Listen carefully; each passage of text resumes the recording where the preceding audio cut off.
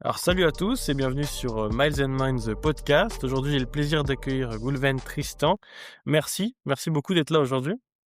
Merci à toi, Mathéo, de me recevoir sur ton podcast. Comme je te disais juste avant, ça fait 1 an et demi maintenant que je te suis, depuis Instagram, depuis tes suivis de courses. Aujourd'hui, on va pouvoir suivre un petit peu et parler de d'ultra triathlon, de tout ce que tu fais. Alors, à ton actif, tu as déjà 5 coupes du monde d'ultra triathlon. Tu as cet objectif de courir, 1000 Ironman. Donc on va pouvoir parler de tes différentes courses, que ça aille du, triple Ironman au DK Ironman où tu viens de nous le dire, double DK Ironman. Donc, ça va être super intéressant de pouvoir parler de tout ça. À côté, tu es aussi, coach en investissement immobilier, si je me trompe pas? Moi aussi. Donc, on va pouvoir parler un peu de comment tu concilies tout cet entraînement, tout ça, pour une pratique qui reste quand même assez exceptionnelle, même, dans le monde de l'ultra et de l'endurance. Donc c'est parti. Comme dans chaque épisode, j'aime bien commencer toujours par, la genèse de ta passion. Comment tout ça, ça a commencé? Comment t'étais toi, dans ton enfance? Est-ce que, à 10 ans, t'étais déjà ce petit qui courait partout? Moi, en fait, moi, j'ai tout le temps été pour faire simple, sur courant alternatif. C'est-à-dire que moi, j'ai jamais suivi, un parcours linéaire en sport.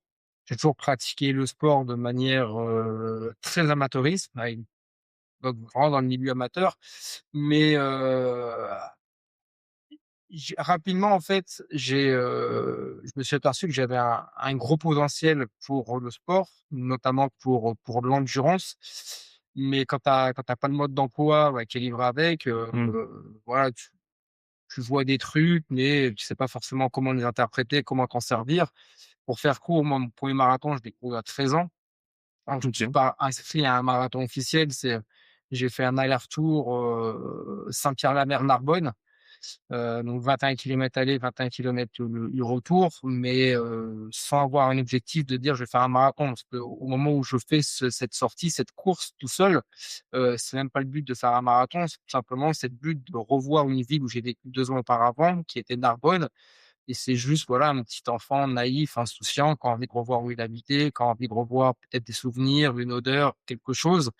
Et un matin, il fait beau, il est en vacances avec, son petit frère et sa mère à Saint-Pierre-la-Mer, et il fait beau, et je sais pas, je pris une motivation soudaine. C'était même pas préparé, même pas prémédité la veille, quoi que ce soit. Ça s'est fait vraiment instinctivement. Alors bien sûr, ça faisait peut-être quelques jours qu'on était en vacances, et c'est quelque chose que j'avais déjà au fond de moi, de vouloir revoir Narbonne. Mais comme on était partis en vacances avec ma mère par le train, et que mon père nous rejoignait une semaine après en voiture, j'avais pas cette patience d'attendre que mon père arrive en voiture pour, retourner voir Narbonne.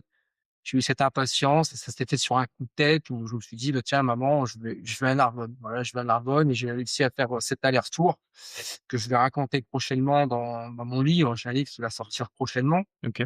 mais où je raconterai tout ça en détail, parce je pourrais rester là-dessus sur cet épisode pendant près de 2 heures. Mais voilà, il y a eu cet épisode, de ce premier marathon à 13 ans, mais après derrière, il y a rien eu. Tout simplement, en fait, c'est que ce premier marathon, pour moi, j'ai fait quelque chose de banal. À aucun moment je m'en suis vanté, à aucun moment je l'ai partagé. J'ai fait ce marathon comme j'aurais pu aller chercher une baguette de pain, en mode, la résidence boulangerie point barre.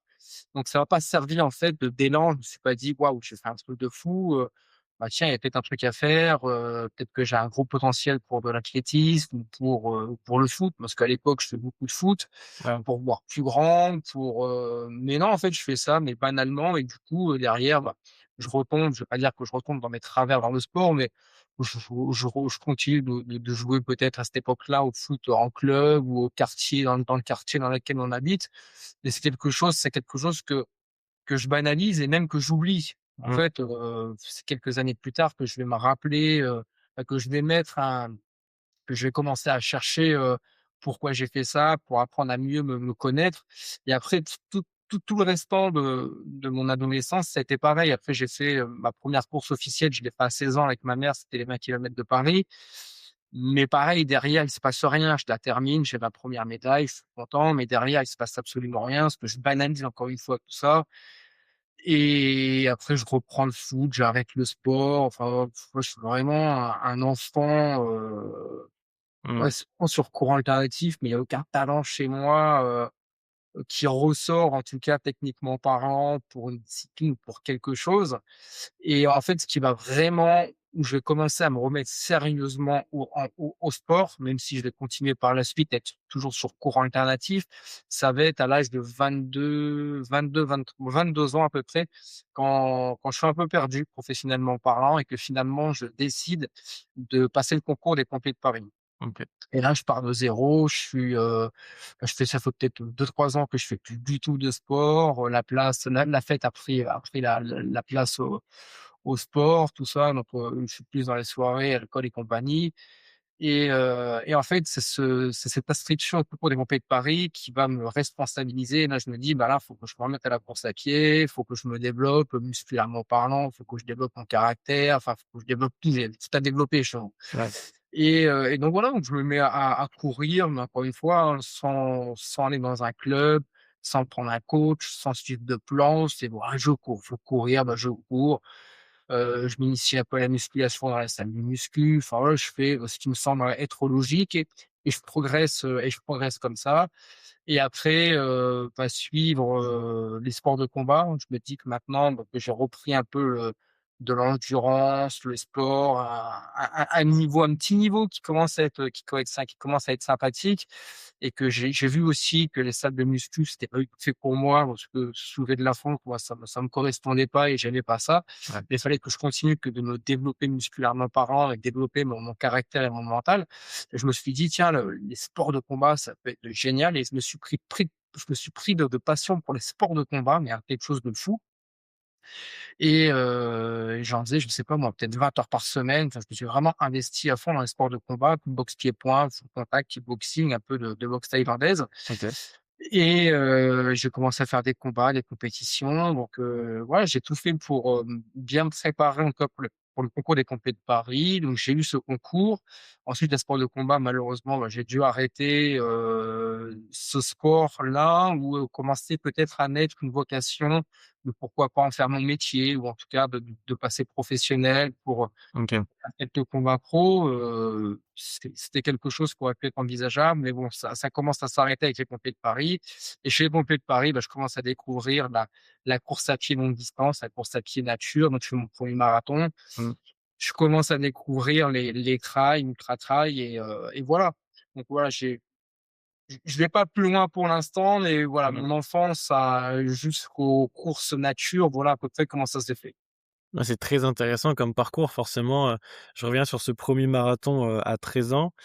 Heu 13 ans, c'est très jeune. Comment toi tu as ce truc, cette idée, de déjà d'y aller en courant, pas en vélo, je sais pas? Est-ce que tu as déjà de la famille qui court? Est-ce que dans ta famille, il y Ah a un ouais, peu bien ça? sûr, par exemple, mes parents, ouais, ouais, c'est vraiment des sportifs amateurs, mais ils ont fait plusieurs fois ils m'ont souvent parlé du Paris-Versailles. Eux, ils ont participé à de nombreuses fois au Paris-Versailles, une course, je crois, qui fait 16 kilomètres. Ouais. Moi, je l'ai faite une fois. Ils ont fait de nombreuses fois le Paris-Versailles. Ils ont peut-être fait 2 3 fois les 20 kilomètres de Paris, mais c'est tout. Voilà, ils ont pas été Mmh. ils ont jamais fait de marathon. Ils ont jamais fait de trail, ultra trail ou quoi que ce soit.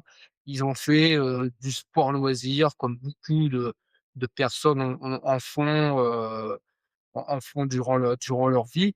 Mais eux, tu vois, ça s'est arrêté essentiellement au Paris-Versailles, qu'ils ont peut-être dû faire une dizaine de fois. Et en fait, dans le salon, moi, depuis tout petit, j'ai toujours été, entre guillemets, «bercé» avec ce tableau des médailles. Alors, il y a Mmh. pas non plus 40 médailles, hein, mais il y a peut-être, 15-20 médailles sur ce tableau, 20 kilomètres de Paris à Paris-Versailles. Et c'est vrai que ça m'a tou j'ai toujours trouvé ça impressionnant. Et à un moment donné, un peu plus tard, quand je fais les 20 kilomètres de Paris à 16 ans, bah, je me dis aussi: «Bah, tiens, j'ai peut-être aussi envie d'avoir mes propres médailles à moi». Mais à 13 ans, non, à 13 ans, en fait, je sais même pas pourquoi, et c'est ma naïveté, mon insouciance. C'est surtout ma Ouais. naïveté et mon insouciance qui fait que j'y vais, que j'y vais, mais j'ai rien, j'ai aucun talent pour y aller. Comme je te disais, c'était pas prémédité. Ouais. Il faut savoir à l'époque, on est en 94, je crois. Donc, il y a pas de GPS. Moi, j'ai pas d'argent de poche. J'ai souvent une paire de baskets, ça devait être des Atemi, achetées à Auchan. Il y a pas de t-shirt aspirant, il y a pas de Camelback. Quand je pars là-bas, j'ai une je de mes souvenirs, j'ai une petite bouteille d'eau de 33 centilitres, et j'avais dû prendre dans mes poches des barres de céréales ou des gâteaux, enfin ce que j'avais trouvé Ouais. dans les goûters que ma mère avait l'habitude peut-être de stocker en vacances. et c'est tout, mais c'est tout et je pars comme ça, sans même savoir la difficulté que je vais rencontrer. En plus, on est en plein été, on est au mois de juillet ou au mois d'août, donc Narbonne, il devait faire au moins 30-35 degrés, ce qui était très, très chaud. Je sais même pas si j'avais une casquette. Mmh. J'y vais vraiment, comme on dit, avec ma bite et mon couteau, quoi Ouais. et ça s'arrête là, quoi. Ouais, c'est assez fou et puis de se dire que tu es allé voir ta mère, tu lui as dit: «Bon, moi, je vais à Narbonne», enfin, tu vois? À 13 ans, c'est assez fou et est-ce que déjà à l'époque, bon, que ce soit dans ce début-là de tes 13 ans, jusque là où tu nous parlais un peu la fin des sports de combat et l'arrivée, aux Pompiers de Paris, dans les distances un peu longues, tu sens déjà que tu te sens bien? Est-ce que tu as une relation particulière avec ça? Tu te sens mieux que sur le court? Ah oui, ouais, complètement, en fait, moi, c'est rapidement 2002, je crois que c'est 2008 que je fais mon 1er marathon de Paris. Parce que là, j'ai vraiment envie, pour le coup, d'officialiser le truc, de faire un marathon officiel. Donc ça se passe bien, même à ce jour, ça a été mon meilleur chrono. Je crois que je fais 3h20, 3h25 pour mon 1er marathon. Donc je suis vraiment, super content. Mais, mon objectif, c'est pas forcément d'améliorer mon chrono ou passer sous les 3 heures. Mmh. Chose que j'aurais largement pu faire si j'avais fait des préparations type marathon. Mais en fait, rapidement, moi, enfin, mon esprit, il a toujours, une vocation à partir un peu à droite, à gauche et aller chercher des défis plus grands, plus Ouais. grands, sans pas améliorer les chronos, mais plus grands sur le kilométrage. Mmh. Et en 2007, donc 2007-2008, ouais, 2007-2008, donc je fais mon premier trail, c'est le trail des Templiers. Je crois que mon premier trail, c'est un 68 kilomètres et je veux pas dire que je survole l'épreuve, mais elle se passe super bien. Donc je le fais en 9 heures ou 9h20, OK. super bien, tout est fluide et je me rends compte que je suis dans mon élément mais j'ai tout à apprendre de la course nature, du trail, parce que voilà, c'est mon premier. Moi, je Ouais. connais rien, ça faisait longtemps que je voulais faire ça et là, moi, j'échange beaucoup avec des coureurs, d'autres athlètes et là, il y a une course qui revient, souvent auprès des athlètes, c'est l'UTMB. L'UTMB, l'Ultra Trail du Mont Blanc. Donc là, pour la première fois, je découvre ce qu'est l'UTMB et à écouter, je bois la parole, en fait. Je bois la parole de toutes celles et ceux qui m'en parlent ce jour-là et quand je reviens des Templiers, moi, ça y est, je deviens amoureux avec la course nature. Donc, je me renseigne, tout ça et je fais une course intermédiaire l'année suivante. En 2008, je fais la CCC, donc Courmayeur Ouais. Champeix Chamonix, la petite sœur de l'UTMB, 98 kilomètres, que je termine laborieusement, très laborieusement, mais je la termine et de là, bah, j'obtiens tous les points qu'il faut pour l'UTMB. À cette époque-là, c'était plus simple, Oui. d'intégrer l'UTMB à partir du moment où vous avez les points.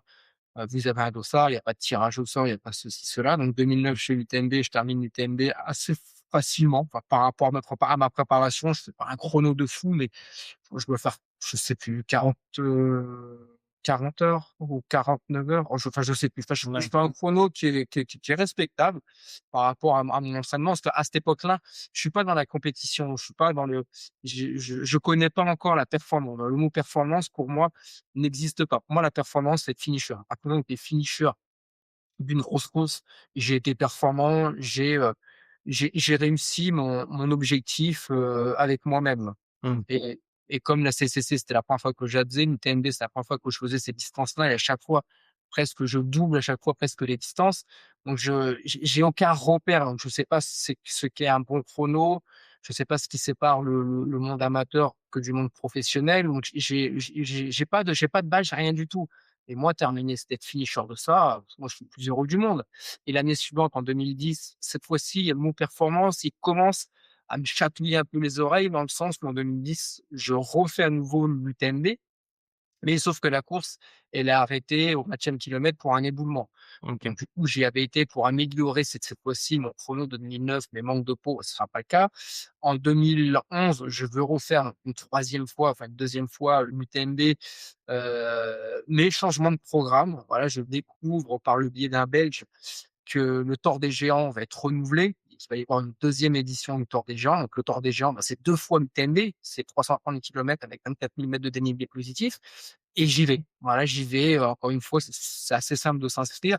Il y a même pas besoin de points et c'est le 1er inscrit, premier qui a un dossard. Ouais. Donc je m'inscris, je le termine laborieusement, mais là, je m'étais fixé un objectif de faire presque un top 10. OK. des souvenirs que j'ai. Je voulais faire moins de 100 heures, me rapprocher du top 10, très, ouais, des gros objectifs, mais finalement j'ai fait 147 heures, je crois, donc je passe complètement au travers de ma course. Mais encore une fois, c'est une expérience et je le termine, donc je suis Ouais. super content et petit à petit maintenant, je commence à avoir de plus en plus à faire de plus en plus de grosses courses, à me connaître de mieux en mieux et à me dire: «Bah, maintenant on va essayer de se rapprocher un peu des élites», m'en rapprocher jusqu'où, j'en ai strictement aucune idée, mais je commence ça commence à me titiller un peu. Sauf que l'année suivante, impossible d'avoir les dossards. 2012, impossible d'avoir les dossards. 2013, impossible d'avoir les dossards. L'UTMB, il commence à y avoir des tirages au sort. Le Tour des Géants, tirage au sort et je suis pas tiré au sort. Alors c'est peut-être un destin parce que le destin du coup va me mettre sur une autre discipline. Mmh. En fait, par hasard, pareil dans le monde de l'ultra trail, il y a un mot qui revient souvent aussi, même si c'est pas la même discipline, c'est le mot Ironman. Parce Ouais. qu'il y a beaucoup de triathlètes qui font aussi, du trail, de l'ultra trail et je découvre dans ce milieu-là pour la première fois le mot Ironman mais quand j'entends ce mot-là, il y a pas de ça m'excite pas en fait. Mmh. Ça m'impressionne, mais j'ai zéro excitation à me dire: «Faut que je le fasse». Alors absolument pas. Je suis vraiment à l'opposé de ça. Pour moi, Ironman, élite, c'est professionnel, c'est un mot qui sonne beaucoup trop fort à mes oreilles par rapport au bagage technique que j'ai. Moi, je sais que courir, la brasse, je sais pas nager, je sais nager que la brasse, je sais même OK. pas nager le rôle. Vélo de route, j'ai jamais fait de vélo de route, j'ai jamais fait de triathlon. C'est un sport où, je peux pas dire que je suis à l'opposé de ce sport, mais presque voilà, je suis admiratif face à celles et ceux qui font les Ironman, qui sont finishers Ironman et pour moi, c'est un univers, stratosphérique, Mmh. voilà, qui est pas fait pour moi. Bravo, tu es Ironman, limite, je peux avoir une photo, un autographe avec toi, mais ça s'arrête là. C'est bah, ça, en fait, c'est marrant de savoir, que l'air de rien, c'est limite l'attrait qu'il y a eu pour le trail qui t'a emmené vers le triathlon. On peut peut-être remercier cet attrait-là de de t'avoir Ah oui, fait oui, c'est vrai, c'est le destin. c'est ça, d'avoir fait la transition. Donc là, tu commences à t'intéresser à Ironman et tout. Comment ça se passe, le premier Ironman que tu fais? Parce que si je me trompe pas, donc c'est ton premier triathlon, l'Ironman, C'est c'est ça? ça, c'est ça. Donc tu le fais en brasse. Comment tout ça se passe et tu y vas avec quel, bagage, que ce soit vélo et nage?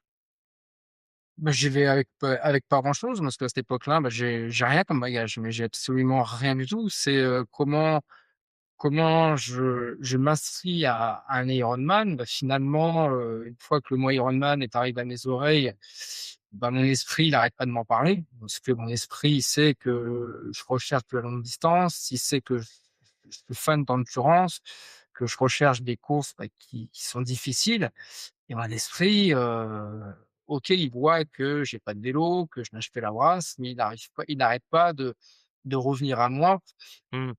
avec ce mot Ironman et une fois que vous avez découvert ce mot Ironman, que vous l'avez entendu, bizarrement, c'est comme des femmes enceintes, quand une femme est enceinte, elle voit que des femmes enceintes autour d'elle. Ouais. Moi, à partir du moment où j'ai entendu le mot Ironman, je l'entendais partout. Donc en fait, c'était plus mon esprit ce mot Ironman et à un moment donné, tu t'y intéresses de plus en plus, mais vraiment par curiosité parce que tu es tellement impressionné. Enfin, moi, j'étais tellement impressionné par cette discipline que plus internet commence à s'installer un peu dans tous les foyers. Donc, je passe beaucoup de temps, à me renseigner sur Ironman, ce que c'est quoi ces hommes et ces femmes qui font cette course et ma curiosité m'amène à regarder plein de choses, les barrières horaires. Est-ce que faut avoir fait, je sais pas moi, triathlons pour pouvoir Mmh. prétendre faire un Ironman? Enfin, j'apprends tout de A à Z. Ouais, C'est ouais. mais vraiment tout de A à Z et je me rends donc j'apprends les barrières horaires, je me rends compte que non, il y a pas de qualification ou quoi que ce soit pour faire un Ironman. N'importe qui peut postuler. Déjà, ça je trouve ça chelou, je trouve ça bizarre. Et lui, mon esprit, il enregistre tout ce que je vois et petit à petit, il revient de plus en plus vers moi en me disant: «Cette fois-ci, tu peux le faire, quoi. Si tu veux le faire, Mmh. tu as juste à t'inscrire» et à un moment donné, en fait, je m'aperçois que dans mon entourage, toutes les personnes que je côtoie, il y en a beaucoup qui font du trail, du ultra trail, mais personne est finisher Ironman et je me dis: «Waouh!» et en fait, je commence à visualiser, en fait, si j'étais moi-même finisher d'un Ironman Mmh. et je me dis: «Waouh, ce serait quand même beau, ce serait quand même, magnifique». Et en 2011, il y a pas les réseaux sociaux, enfin, en tout cas pas comme aujourd'hui.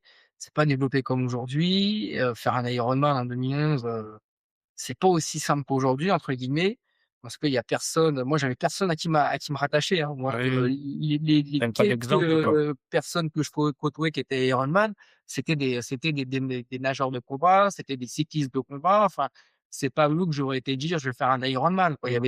Il y avait personne, qui était parti de zéro, qui aurait pu me rassurer sur les réseaux sociaux en me disant: «Bah, tu peux peut-être le faire, c'est peut-être possible». Moi, j'avais personne à qui me rattacher.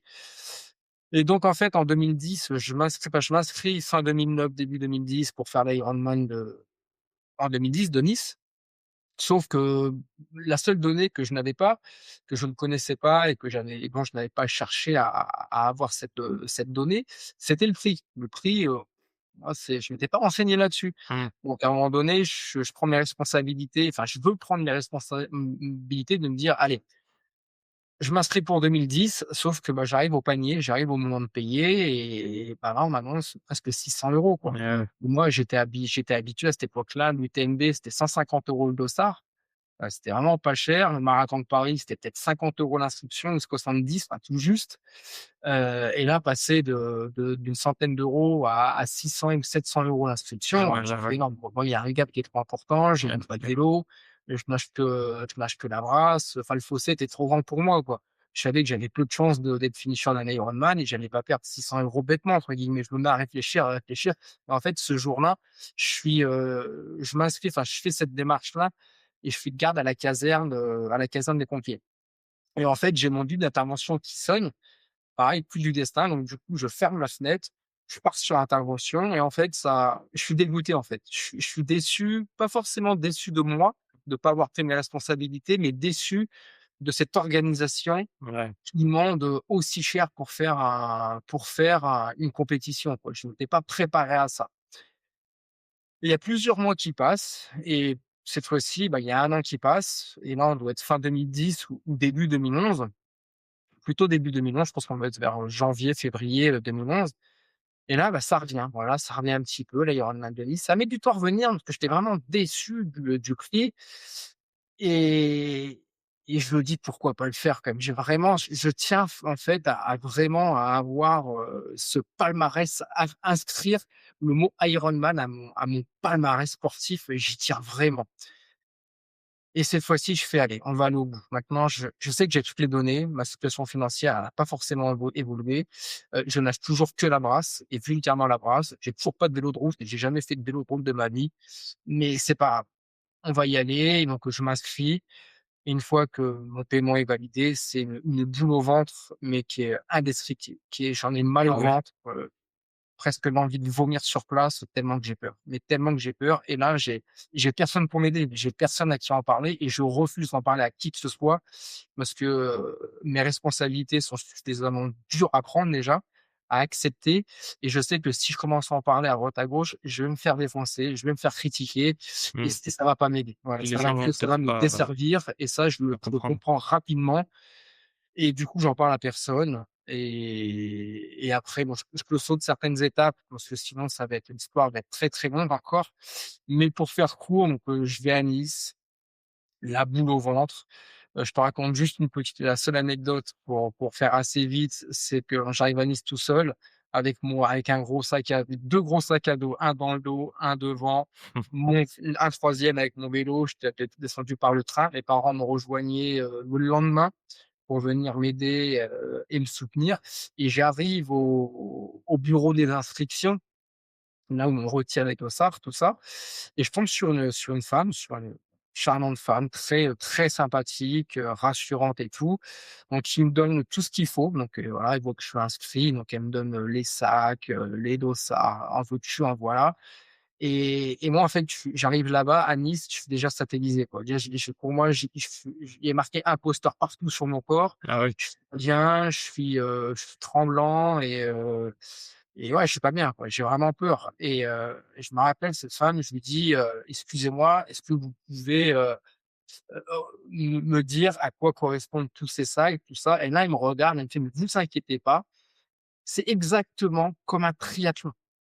Et là, moi, je le regarde, je fais: «Moi, j'ai jamais fait de triathlon».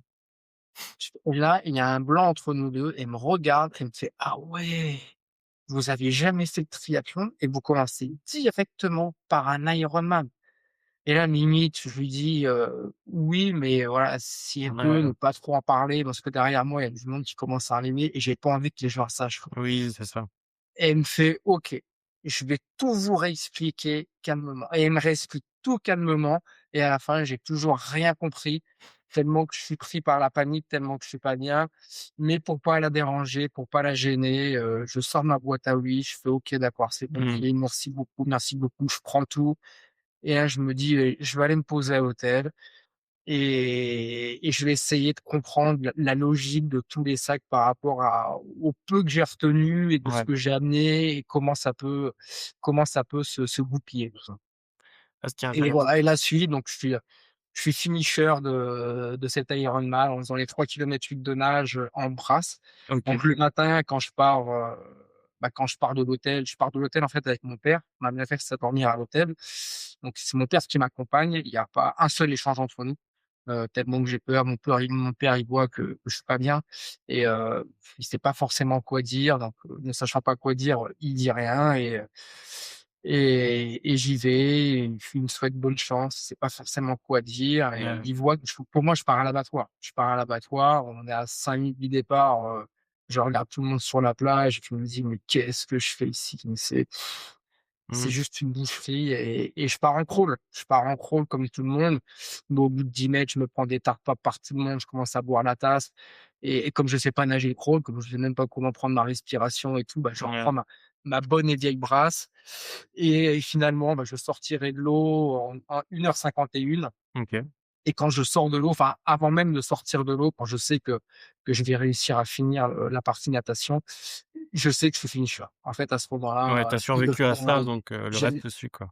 j'avais tellement eu peur, toute ma peur, en fait, je l'avais mise sur la natation et quand je sors de l'eau, que je monte sur le vélo et le circuit vélo passait devant l'hôtel et là, il y avait mon père, enfin, il y avait mes parents qui étaient là à m'attendre et je me rappellerai toute ma vie du regard de mon père quand il m'a vu sur le vélo. Il a été surpris de me voir, quoi. Il m'a fait: Mmh. «Waouh, il a réussi à sortir vivant et dans les temps des 3 kilomètres 8». Et moi, je devais avoir un sourire énorme aussi, mais à ce moment-là, je suis déjà finisher. Dans ma tête, Ouais, tu le sais. il peut plus rien m'arriver Ah, c'est et int je suis finisher en 14 heures, en 14h51.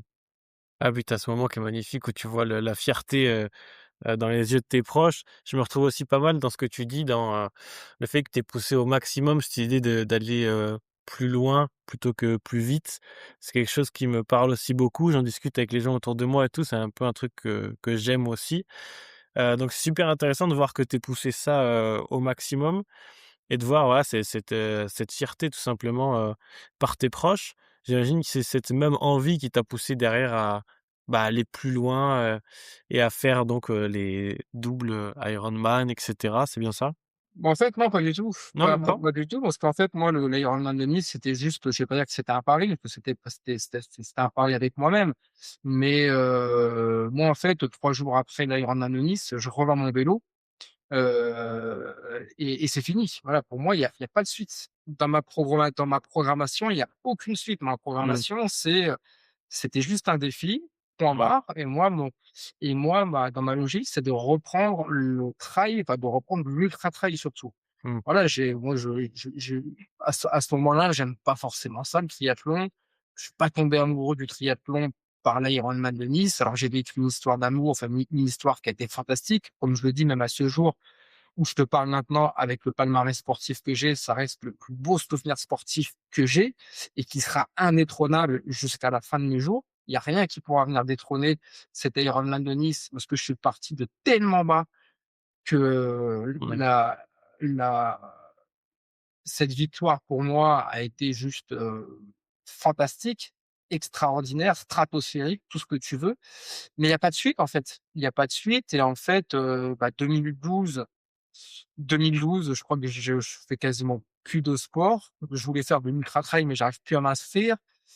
2013 je retente un Ironman parce qu'entre-temps, il y a un Ironman, je me renseigne, je continue de me renseigner, mais par curiosité, mais en 2013, je pense sur, je crois de mémoire, l'Ironman de Font-Romeu, qui est considéré, enfin qui fait partie dans qui est dans la catégorie des distances Ironman les plus dures au monde, parce que OK. c'est à Font-Romeu, il y a énormément de dénivelé à vélo, en course à pied, les 3 kilomètres de nage se font dans un lac très, très froid et je décide d'y aller, mais en fait là, j'y vais et avec, sans être respectueux de la distance Ironman. C'est-à-dire Mmh. que pour moi, j'ai été finisher en 2011, donc je me vois beaucoup trop beau, je me vois grand, je me vois beau et en fait, je m'entraîne quasiment pas ou je m'entraîne à 2 semaines de l'échéance, Mmh. j'achète un vélo d'occasion à un pote de la caserne à 2 semaines de l'échéance.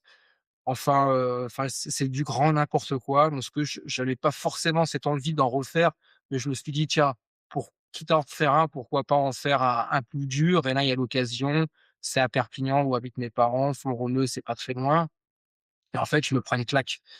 Je réussis la natation, mais la partie vélo, je la bâche, par les barrières horaires, peut-être au kilomètre 150e, quelque chose comme ça et là, je prends une grosse claque. Voilà, là, je prends une énorme, claque et je me dis, «Bah, non, là, je peux pas finir quand même cette aventure Ironman sur un échec». Donc en fait, en 2014, je me dis: «Bah, tiens, pourquoi pas refaire l'Ironman de Nice?» Ouais. Parce que, j'ai envie de quitter cette aventure entre guillemets sur une victoire et j'ai envie de voir aussi si 2011, bah, c'était pas un coup de bol, quoi Ouais, et confirmé. qu'il allait y retourner maintenant que j'ai un temps de référence sur Nice en 2011, bah, essayer de l'améliorer. Donc 2004 Nice est programmé en 2014. Donc je vais y aller à Nice, je vais terminer, une 2e fois l'Ironman de Nice en améliorant mon chrono. Pas comme je l'aurais souhaité parce que cette année-là, il pleut beaucoup et du coup la partie vélo est beaucoup moins rapide, en tout cas beaucoup plus dangereuse. Il faut savoir que la 2e partie de vélo à Nice, c'est beaucoup de descentes Mmh. et là où j'aurais pu gagner énormément de temps, bah, j'ai fait ça la main sur les freins pour éviter une chute et un abandon. Et entre-temps, en fait, peut-être début 2014 ou fin 2013, alors Nice est déjà programmé, mais là, j'entends parler, fin 2013, début 2014, justement de l'ultra triathlon. Enfin, j'entends parler d'un double Ironman. Voilà, Mmh. alors je sais plus exactement par quel biais, mais on me dit qu'il existe peut-être un double Ironman et je me dis: «Pourquoi pas?» Ouais, je me dis: il y en a bien qui ont fait, la distance Ironman, il y a peut-être un coudon qui s'est dit: «Allez tiens, on va doubler les distances». Je me dis: «Allez, pourquoi pas?» et je cherche sur internet, je cherche et bah, je trouve rien. Je trouve absolument rien et à force de chercher, alors je te dis ça, ça me prend peut-être, 3-4 mois, hein, Ouais. à chercher de temps en temps et là, je tombe sur un triple Ironman. Et là, quand je vois ça, bah, en fait, comme pour Nice, en fait, ça m'attire pas. Voilà, là, je vois les distances, 11 kilomètres 4 de nage, 540 kilomètres de vélo, 3 marathons d'affilée, 126,6 kilomètres de course à pied et là, OK, comme pour Nice, en fait, j'en prends note, mais je fais: «C'est juste un truc de débile et c'est trop, quoi. Voilà, Mmh. c'est trop, Nice, j'ai déjà été au bout de ma vie, 3 fois les distances, non, c'est pas humain et en fait, le truc, pareil, bah, c'est mon esprit qui va revenir à la charge, à la charge, à la charge. Parce que oui, mon esprit, bah, il a été plus loin dans sa réflexion, il a vu d'autres éléments, il a vu que c'était une compétition, c'était peut-être le 25e ou 30e anniversaire, donc c'était pas une compétition qui venait d'être créée. Ça faisait plus de 25 ans que cette compétition existait, qu'il y avait entre 50 et 60 athlètes qui la faisaient tous les ans et bon, mon esprit revient à la charge, revient à la charge et pareil, des Ironman et ayant été finisher d'un Ironman en 2011 et 2014, bah, surtout en 2011, ouais, du coup, je vois de plus en plus d'athlètes qui sont finishers d'Ironman et je me dis: «Putain, je vais être finisher d'un triple Ironman, ah, ça pourrait être beau gosse quand même, ça pourrait être sympathique, ça pourrait être une nouvelle peut-être expérience à vivre» et finalement, bah, je me laisse tenter. Alors tout ça, ça prend peut-être 1 an de réflexion, hein, mais Mmh. je me laisse tenter et 2014, bah, je m'aligne sur le triple Ironman de Lenzal en Allemagne. Donc c'est là que tu commences, on va dire, l'ultra triathlon, même si l'Ironman, c'est déjà une belle porte d'entrée. Ouais, c'est ça, bah, là, c'est la porte d'entrée de l'ultra-triathlon parce qu'en fait, lors de ces compétitions, je découvre que le triple Ironman de Lenzane fait partie d'une coupe du monde d'ultra-triathlon. Voilà, moi, je pensais que c'était le seul et unique ultra-triathlon au monde. Mais non, en fait, il existe une coupe du monde d'ultra-triathlon. Donc en fait, donc je termine ce triple Ironman de Linzane en 50 heures. Donc c'est même, la même folie, la même joie Ouais, que lors de mon premier er finish, à Nice. On était peut-être 50-60 au départ. Je finis, peut-être 25e, je finis en 50 heures. Enfin, pour moi, c'est juste une prouesse, physique que j'ai fait qui est juste monstrueuse. Et là-bas, bah, comme à Nice, je prends énormément d'informations et je reviens chez moi, j'ai toutes les informations, les sites officiels et compagnie de la coupe du monde. Et quand je reviens chez moi, bah, je m'aperçois, ouais, qu'il y a que cette, course, en fait, fait partie d'un circuit mondial, fait partie d'une coupe du monde d'ultra-triathlon. Et quand je reviens chez moi, en fait, bah, j'apprends tout, quoi. Je me renseigne, j'apprends tout ce que je peux apprendre sur l'ultra-triathlon. Je m'aperçois que la coupe du monde ultra-triathlon existe depuis 1990, que les ultra-triathlons, les premiers ont vu le jour, je crois, en 1987. Donc c'est quelque chose qui date pas d'hier et qu'il y en a beaucoup dans le monde, que chaque année, il y a à peu près entre 5 et 10 courses d'ultra-triathlon. OK. Je me dis: «Waouh, c'est un truc de ouf tout ça», et bah, l'année suivante, en 2015, bah, je décide de faire une saison complète, donc à travers des doubles Ironman, des triples, quintuples et même déca-Ironman. Parce que j'ai envie de me tester, j'ai envie de voir jusqu'où je peux aller physiquement, jusqu'où je peux aller, mentalement, jusqu'où je peux aller dans le plaisir. Et c'est comme ça que je fais ma première grosse saison en ultra triathlon en 2015. OK. Donc avant de s'intéresser un peu, aux questions, des abonnés, j'aimerais qu'on revienne un peu sur ces parties entraînement mental, dont tu parlais. Au niveau de l'entraînement, quand tu t'entraînes pour, des triathlons ou des épreuves qui sont aussi longues, au niveau du volume, que tu as à l'entraînement, ça correspond à peu près à quoi?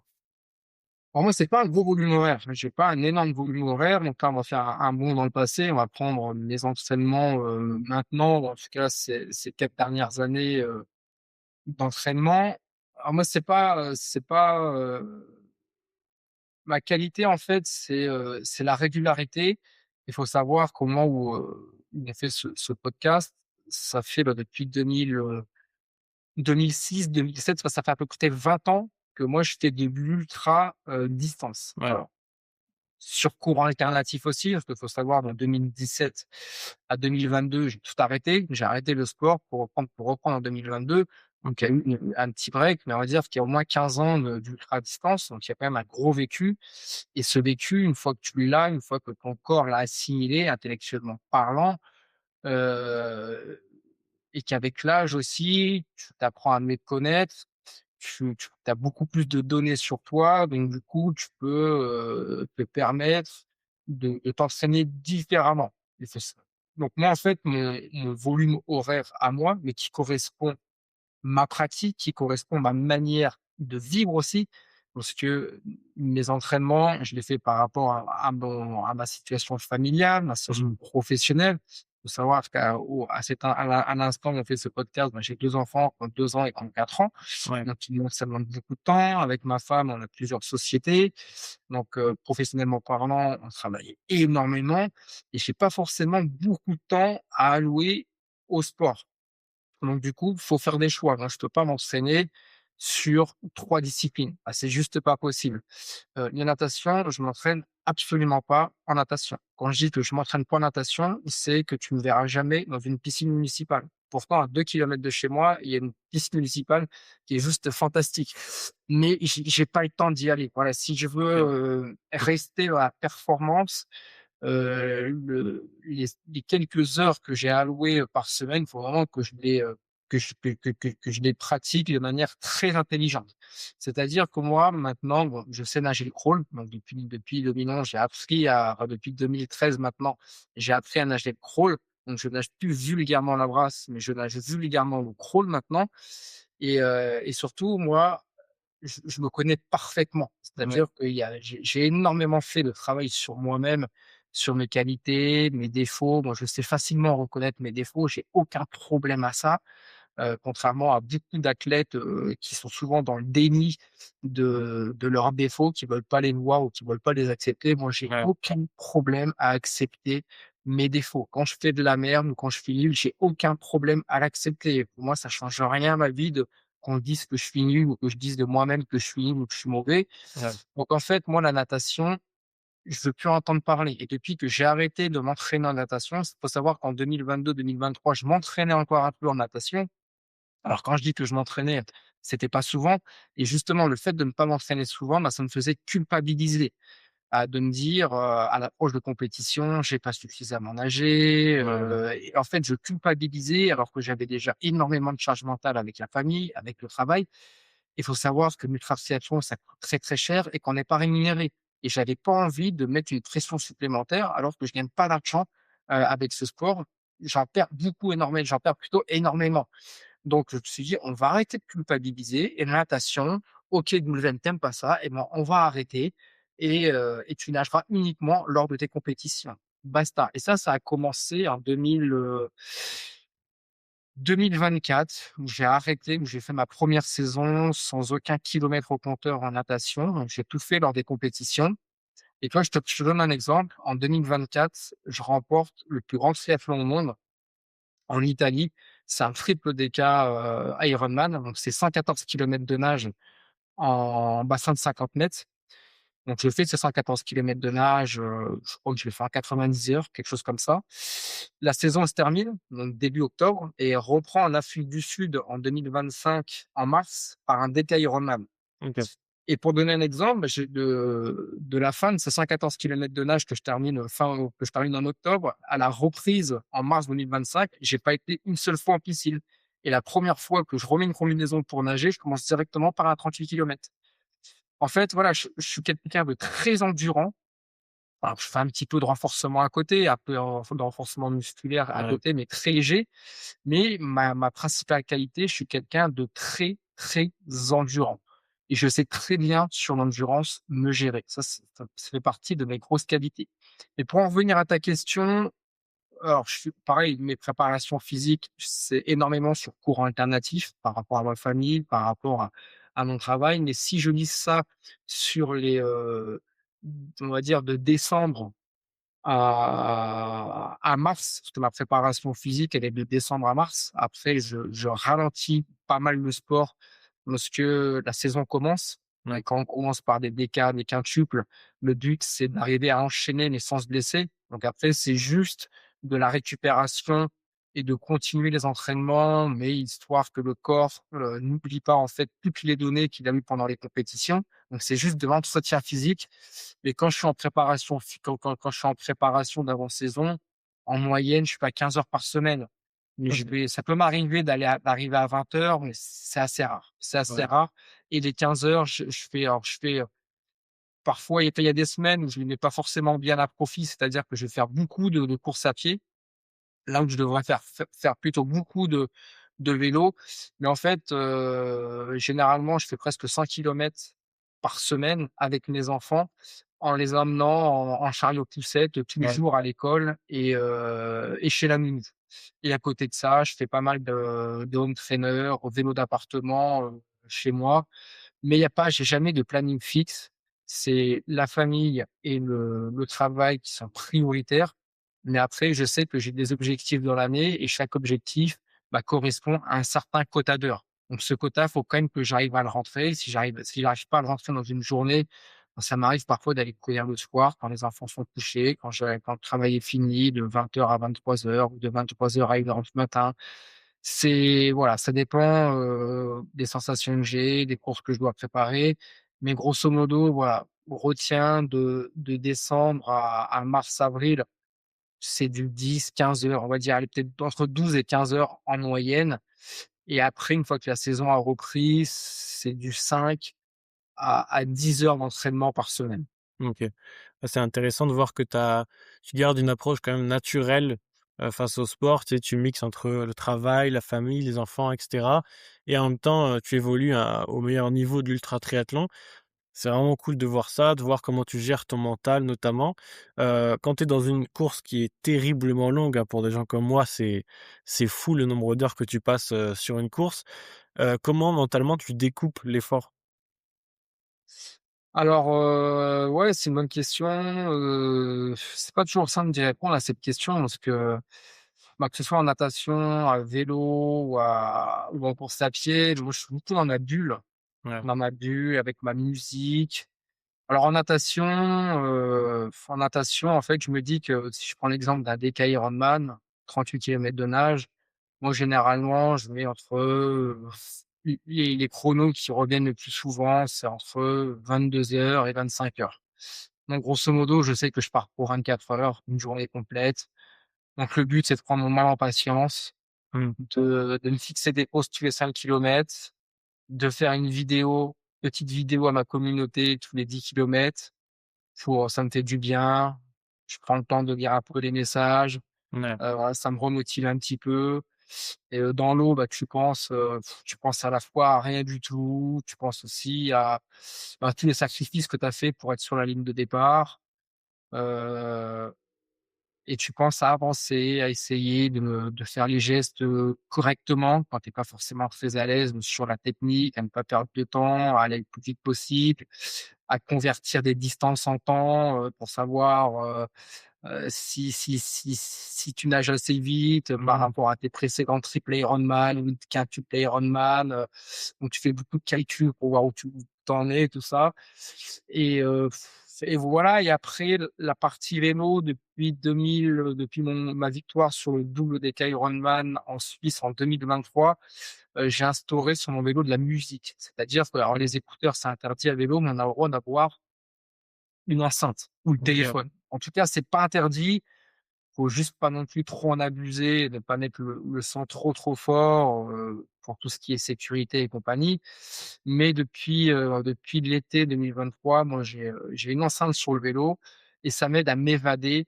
Moi je m'évade beaucoup à travers la musique. OK, Donc pareil, c'est je m'évade à travers la musique, mes journées sont décomposées par des objectifs précis là, parce que le vélo, ça va durer plus de 24 heures. Donc quand on est sur des circuits à vélo qui sont plats et qui roulent bien, bah, je vais tout faire pour faire entre 425 et 450 kilomètres par jour.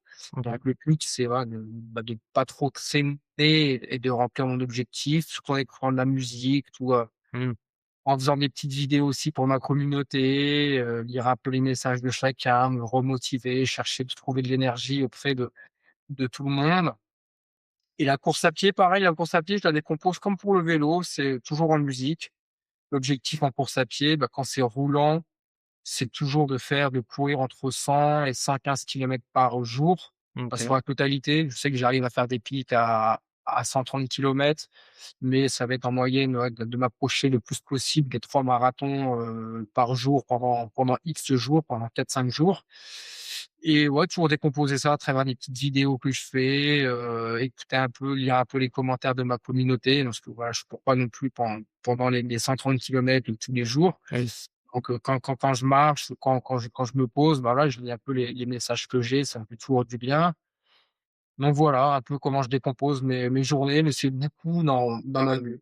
OK, donc on retiendra, tu restes dans ta bulle et aussi beaucoup de musique, c'est ça aussi le Ouais, c'est le ça. secret.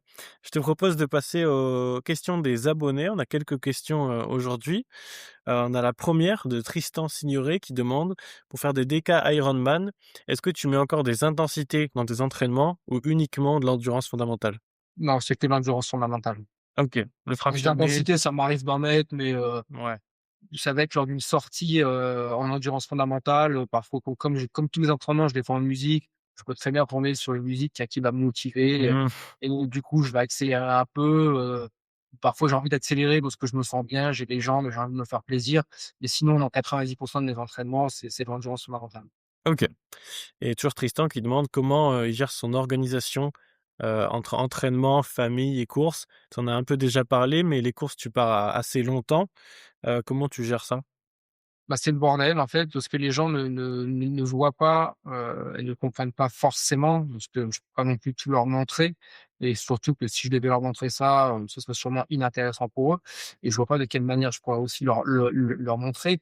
Mais en fait, mais la question est très intéressante. En fait, moi, quand j'arrive, heu, quand je suis au départ d'une compétition, que ce soit un double, un triple, un écart, un double d'écart ou un triple d'écart, moi, la compétition, elle est déjà gagnée dans ma tête. Ouais, Heu En fait, le plus dur, moi, je le vis avant la compétition. C'est-à-dire que pour que je puisse partir à la compétition, comme ma femme et moi, on a un emploi compte, je peux pas partir et laisser ma femme avec les 2 enfants, avec les entreprises à gérer et tout ça. Donc en fait, on est dépendant de nos parents et nos parents n'habitent pas, à côté de chez nous. Moi, mes parents, nous, on habite en région parisienne, mes parents habitent à Perpignan et les parents de ma femme habitent, au Maroc, à Marrakech. Donc OK, on est dépendant d'eux. Il faut absolument qu'ils viennent quand moi je parte. Donc on est vraiment entièrement dépendant d'eux. Je te prends un exemple, là, il y a quelques semaines de ça, la première manche de la coupe du monde ultra triathlon que j'ai remportée en Afrique du Sud, à 5 jours au départ de la course, je fais pas la compétition parce que j'ai pas réellement de solution. Alors mes parents, ils viennent, mais là, ça bloque plus sur l'aspect, financier. Finalement, on trouve des solutions et je prends mon billet d'avion, à 5 jours du départ et OK. j'arrive, là-bas 3 jours avant le départ de la course. Et je me suis, préparé, j'ai fait une très mauvaise préparation parce qu'à aucun moment j'ai pu me projeter sur cette course, j'ai pu visualiser que j'allais y aller. Donc j'ai fait une préparation physique, de merde. Mmh. J'ai été plus par là-bas, je suis blessé, mais finalement, on trouve des solutions, j'y vais, très compliqué, mais j'y vais. Finalement, je remporte la compétition. Là, le Brésil, j'ai eu le feu vert de mes beaux-parents, hier ou avant-hier. Donc là, je vais les 2 dernières semaines qui me restent à préparer, donc tu vois, mon podcast et je vais m'entraîner. OK. Cette fois-ci, il me reste encore 2 grosses semaines à faire. Bon là, ça va être focus uniquement, vélo d'appartement ou home trainer.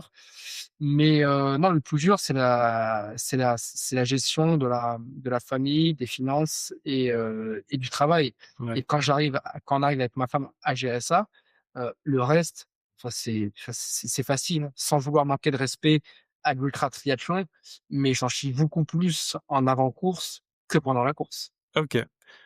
Ouais, donc ça reste une organisation qui est quand même, c'est très complexe forcément de prévoir C'est son très complexe et très stressant. OK.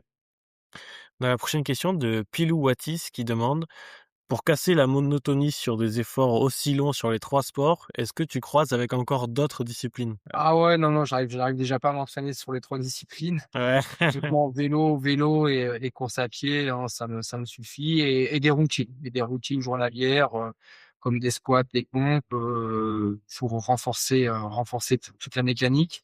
Mais, non, non, j'aurai le temps, je voudrais continuer le sport de combat. J'aurai le temps aussi, je ferai du yoga ou du pilates Mmh. pour, les étirements, pour, la mobilité, pour, ça je sais que j'en ai besoin et ça, il va falloir vraiment que je m'y mette. Mais non, non, voilà. OK. Jeanne nous demande: «Après autant de médailles, autant de victoires, quel est le sentiment qui revient encore après une victoire?» De recommencer, parce que moi, c'est l'ultra distance et d'autant plus que l'ultra triathlon maintenant, c'est vraiment devenu une passion, voilà, beaucoup plus qu'une passion, voilà, c'est un prolongement en moi. En 2015, quand je fais ma première re saison en coupe du monde ultra triathlon, la première chose que je dis, c'est: «Ce sport, en fait, c'est à moi. Ce sport, il est pour moi, c'est mon sport». Ouais. Et voilà, ça a commencé comme ça donc même si, je vais pas dire que j'ai tout vu dans l'ultra triathlon, mais presque, je pourrais dire que j'ai tout fait parce que j'ai fait toutes les distances. Des doubles Ironman, j'ai dû en faire 10, des triples Ironman, j'ai dû en faire pareil, plus de 10, des quintuples, j'ai dû en faire 10, des DK, j'en ai fait 10, des doubles DK, j'en ai fait 2, je vais faire mon 3e au Brésil, des triples DK, j'en ai fait 1. Donc oui, j'ai presque tout vu, j'en suis à 254 distances Ironman, mais malgré ça, j'arrive à me rechallenger, heu et l'envie est toujours là. L'envie est toujours là de continuer et je pense ne plus en avoir forcément pour très longtemps. Enfin, je sais que je OK. pense que dans les 3 ou 4 ans, je vais commencer à ralentir parce que mes enfants aussi vont grandir. Ils vont vouloir à leur tour s'investir dans le sport et je pense qu'à ce moment-là, il y aura aussi un appel qui se fera naturellement. J'aurai envie, je pense, de les accompagner et ce que je Mmh. fais ne sera peut-être plus compatible avec ce que eux voudront faire. Donc on verra. Pour l'instant, j'ai encore beaucoup de liberté. Ouais, On arrive à trouver les moyens avec madame pour que je puisse aller aux compétitions. Donc j'en profite et peut-être que c'est ma dernière saison, peut-être que j'en ai encore 10 devant moi, mmh, mais voilà, je ouais, sais pas. je sais pas J'ai encore. encore de très, très gros objectifs. Je sais exactement ce que je veux, je sais exactement où je veux aller. Après entre ce que je veux et ce qui sera capable de ce que je serai capable de faire, bah, Ouais, on verra. En tout cas, moi, j'ai une visualisation qui va très, très loin, donc je sais exactement, je connais toutes mes 5 prochaines saisons et je les connais à la virgule près. Est-ce OK. que je serai en capacité de les faire? Je sais pas. Il y aura le corps aussi qui aura son mot à dire. Mais en tout cas, les 5 prochaines années, je connais exactement les différents thèmes de courses, d'objectifs que je vais aborder. Est-ce que des triathlons extrêmes comme le Norseman, Swissman et cetera, c'est des triathlons qui peuvent t'intéresser aussi? Ouais, ça, c'est quand j'aurai arrêté l'ultra triathlon. Voilà, Ouais, je ferai jamais ça en parallèle de l'ultra triathlon, parce que tant que je ferai de l'ultra triathlon, je ne ferai que de l'ultra triathlon, parce que ça me prend déjà oui, énormément de temps. Et oui, comme faire, l'enduroman, l'artwork, ouais, complètement, mais c'est vraiment le jour où j'arrêterai de l'ultra, triathlon pour me consacrer, peut-être pour me fixer 2 ou 3 gros objectifs dans l'année, comme ouais, un Norseman, comme même si le Norseman, m'attire beaucoup moins maintenant. La première édition je crois OK. que tu étais déjà inscrit au Norseman, la première édition ou deuxième édition, mais bon, l'eau froide, ouah, c'est pas mon kiff et moi, prendre du plaisir, Ouais. énormément, mais bon, à voir. Pourquoi pas? Pourquoi pas? Tu sûr que l'Afrique du Sud et le Brésil, c'est quand même, un peu plus chaud. Ah oui, c'est un peu plus chaud, oui. Gulven, merci beaucoup d'être passé, sur le podcast, de nous avoir partagé un peu, bah, complètement même ta passion. On va pouvoir maintenant te laisser, t'entraîner correctement. Ça J'ai marche. la question que je pose, à la fin de chaque épisode. Si tu devais résumer le triathlon en un mot ou une phrase, ce serait quoi? Moi, me concernant, ce serait un mot, ce serait le mot passion. Ouais. Voilà, le mot passion parce que on peut pas être finisher de plus de 250 distances Ironman si on n'est pas passionné. On peut pas enchaîner alors je parle vraiment de l'ultra triathlon, hein. Mmh. On peut pas faire autant de double, de triple, de quintuple, de décap, de double déca Ironman, sans être passionné. Donc moi, ce serait le mot, passion. Bon après, il y en aurait plein d'autres, hein, la résilience, et j'en passe, mais moi, ce serait le mot passion. Ah, Voilà, la c'est passion, ouais. vraiment le mot passion qui a fait qu'aujourd'hui, j'arrive à durer dans le temps et à rester, épanoui dans ce sport malgré tout ce que j'ai déjà réalisé. Alors forcément, j'invite, tous les gens qui nous écoutent à aller te suivre sur Instagram. Moi, c'est là-bas que j'ai commencé à te suivre. Je crois que tu as aussi une, chaîne YouTube? Ouais. J'ai une chaîne YouTube aussi, qui est moins développée, on va dire, sur les vidéos longues. OK, Voilà, il y en a des nouvelles qui vont sortir parce que maintenant j'ai décidé en vidéo longue sur YouTube de faire uniquement, de relater uniquement mes compétitions. Donc ouais, là, il va y avoir une vidéo qui va sortir, la semaine prochaine sur, le résultat que j'ai obtenu sur les Cailles en Afrique du Sud et avant chaque compétition, je fais aussi une vidéo, donc avant et après, toujours en mentionnant mes objectifs. ouais. J'annonce toujours les objectifs de course avant une compétition, les chronos que je souhaite faire, par rapport à l'état de forme actuel, par rapport à tout ça. Donc, dans 2 semaines, il y aura une seconde vidéo, parmi les centaines qui sont déjà existantes, sur la chaîne YouTube avec mes objectifs pour le Brésil et ensuite, la prochaine, là, ce sera au retour du Brésil, fin mai avec le résultat du Brésil. Est-ce que j'ai réussi à m'aligner avec mes objectifs, d'avant-course. Mmh. Mais sinon, ouais, sinon Instagram ou TikTok, je fais des vidéos tous les jours, voire même parfois plusieurs vidéos et surtout pendant les compétitions, Ah oui. je fais entre 3 et 6-7 vidéos par jour. Donc là, vous aurez tout mon ressenti, vous me verrez me décomposer jour après jour et en toute transparence. Puis c'est intéressant de nous, dans nos vies, tu sais, au travail ou quoi, de pouvoir suivre aussi: «Ah bah tiens, il en est où?» C'est très cool, je trouve, en tout cas, personnellement, de suivre ça. Je crois que tu as aussi une communauté sur la plateforme Skool. Tout à fait, oui, School que j'ai lancé, ouais, tout dernièrement. Je l'ai lancé juste avant de partir en Afrique. En Afrique et j'ai vraiment commencé à m'en occuper, bah, au retour de l'Afrique, donc c'est-à-dire il y a 3 semaines. C'est vraiment voilà, j'ai commencé les lives depuis ouais, depuis à peine 3 semaines. Donc en fait, je fais un live, bah, toutes les semaines, je fais un live, je réponds, bah, comme tu le fais un peu, aux questions, bah, de toutes celles et ceux qui sont connectés et bah, qui cherchent à avancer, à atteindre leur objectif, à voir plus grand. Donc ouais, si vous souhaitez me rejoindre, sur Scout, c'est 100 gratuit, ça le restera. Vous avez même une formation gratuite à l'intérieur du School, OK. avec 10 ou 11 vidéos que je trouve très, très bien faite. Non pas parce que c'est moi qui l'ai faite, mais je la trouve bien. Il y a énormément de travail derrière, parce que les gens se rendent pas compte que parfois le gratuit, il peut y avoir, énormément de travail, d'investissement, même si c'est gratuit pour vous.